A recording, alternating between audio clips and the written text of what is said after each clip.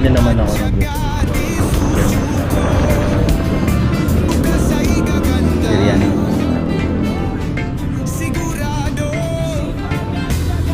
Tawagan natin yung magpapadala.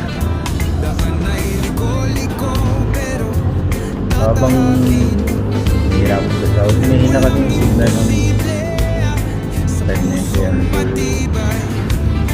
Alam mo na, hirap din sa data. Hello po, kay Ma'am Erika.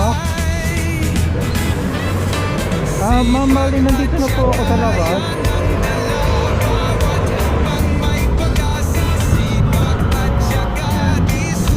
Kasi marig ka dyan. So, naman yan. Nakahasad, nasa labas po. Good for daw siya. Silip ko. Yan.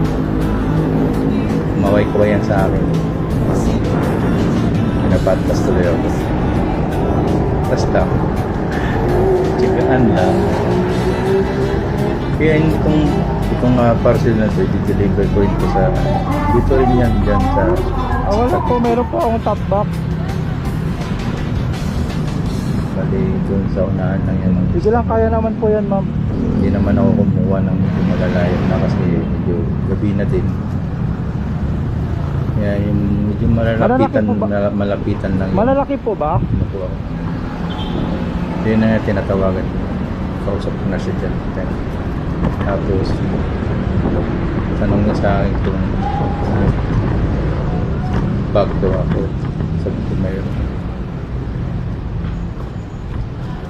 Sabi niya baka hindi ito magkasya. Yung malalaki kasi. Sabi ko kasya yan. Yan. Yun lang guys. Yun lang.